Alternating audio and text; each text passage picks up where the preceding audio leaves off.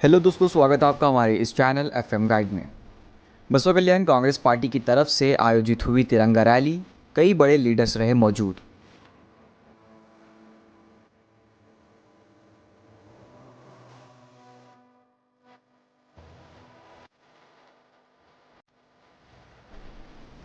बसवा कल्याण आज बतारीख 3 सितंबर 2022 को कांग्रेस पार्टी की जानिब से तिरंगा रैली का इनेकाद अमल में आया।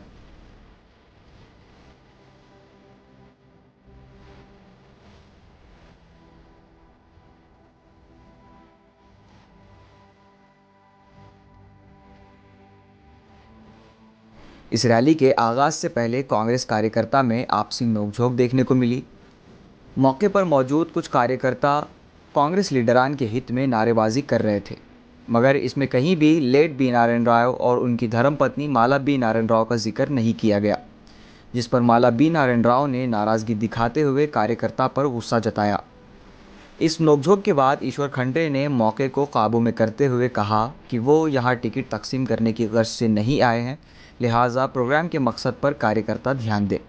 इस रैली में Eshwar Khandre, Bidar north MLA Rahim Khan, Humnabad MLA Rajashekhar Patil, Chandrashekhar Patil MLC, ex MLC Vijay Singh, Mala B Narayan Rao समेत कई लीडर्स मौजूद रहे। इस रैली का आगाज़ बसवा कल्याण की तारीखी इमारत किले से कबूतर को आज़ाद फिज़ाओं में उड़ाते हुए किया गया और तिब्रात पर रैली समाप्त हुई। इस दरमियान देशभक्ति के खूब नारे लगाए गए।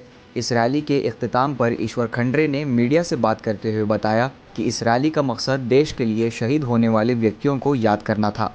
इस बीच उनसे जब सवाल किया गया कि बसवा कल्याण में कांग्रेस पार्टी दो ग्रोहों में बटी हुई है, तो उन्होंने इस चीज़ पर जवाब देते हुए कहा कि एक परिवार में छोटी मोटी नोकझोंक होती है और आने वाले समय में सारे मिलकर बीजेपी को हराने का काम करेंगे। आपके सपने हमारे अपने, new Ishwar developers private limited company. This video is sponsored by Modern Men's Parlor।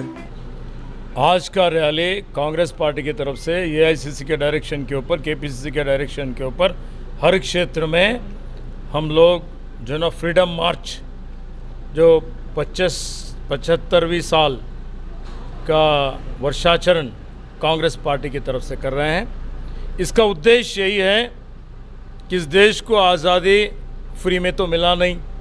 आज़ादी के लिए कई लोग, ख़ास करके भारतीय राष्ट्रीय कांग्रेस के नेता हैं, जेल को गए, बलिदान दिए, अपना प्रॉपर्टी गंवा डाले, ब्रिटिश के पुलिस का लाठी खाए, सब कुछ करके, जो कि पहले से ही भगत सिंह, चंद्रशेखर आज़ाद, राजगुरु, उसके साथ साथ राष्ट्रपिता महात्मा गांधी जी के नेतृत्व में जवाहरलाल नेहरू जी, वल्लभ भाई पटेल, राजेंद्र प्रसाद, डॉक्टर बाबा साहेब अम्बेडकर, खान अब्दुल गफ़ार खान, यहाँ पर अशफाकुल्ला खान, मौलाना अब्दुल कलाम आज़ाद, सरोजिनी नायडू, बाल गंगाधर तिलक, सुभाष चंद्र बोस, ऐसे कईयों अनगिनत स्वतंत्र सेनानियाँ जो ना इस देश की आज़ादी के लिए उन्होंने लड़ा है, जान दिया है, खून दिया है।